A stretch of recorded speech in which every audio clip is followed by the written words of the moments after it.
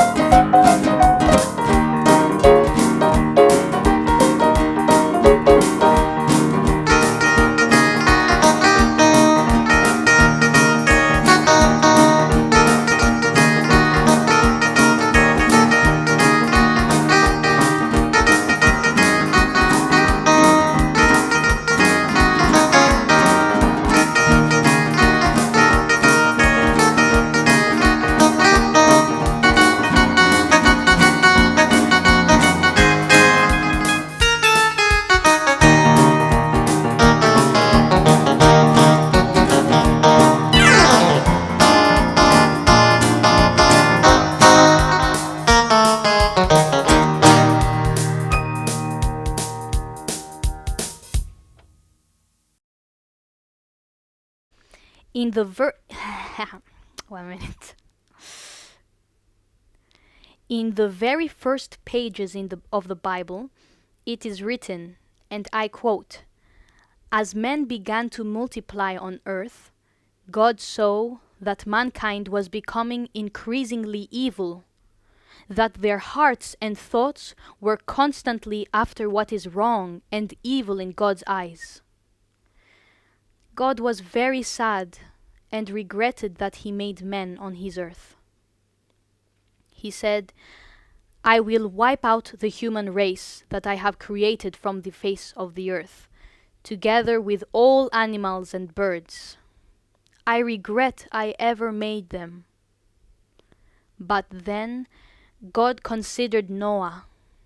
Noah was a very righteous man, the only blameless person there was, who lived just as God demanded it. And God decided to be gracious to him and to let humanity survive through him. Did you notice what terrible opinion God has of us humans? The thoughts of their hearts, he said, and their deeds are constantly after what is evil, bad in God's eyes. And his opinion of us has not changed. Throughout the Bible, God keeps on accusing us of being totally self-centered and downright ungodly.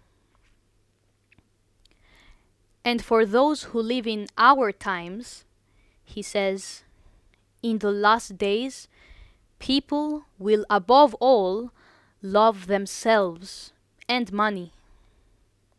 They will be proud, arrogant, and against God himself, abusive, heartless, loving pleasure rather than loving God, etc. They will appear to be good and just, but will not be able to hide their wickedness that will be made evident to all because of their actions.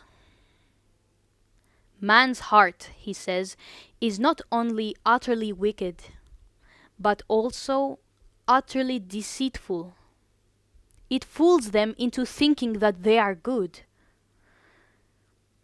We should not trust our heart when it tells us that in spite of all our faults, we are good. No, we are not good. If most of us have not done terrible sins during our lifetime, it is simply because we did not have the opportunity to do the evil that we would have done if we were given the chance. For us to understand how evil our heart is, we only need to imagine how many shameful things we would do if we were absolutely certain that no matter what we did, no one would ever know about it, and there will be no unwanted consequences.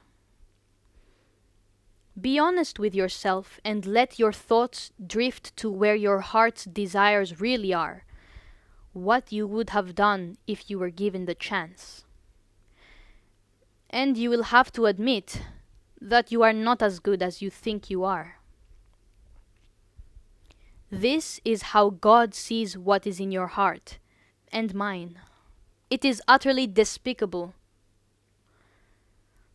Perhaps then you will realize that just like myself, you badly need Jesus to come into your heart and life, for him to change it from inside out, or at least that he may put in it fear and dread of God, so that we may deny ourselves and resist temptation if such opportunities were ever to arise.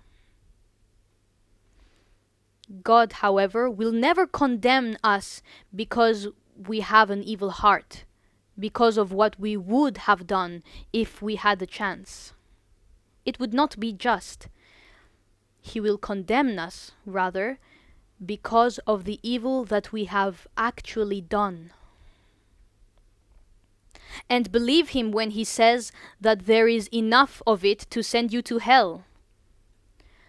However, for those of us who allow Jesus to soften our hearts and transform us from within, God will choose to overlook our sins and be gracious and forgiving to us, allowing us in his eternal kingdom.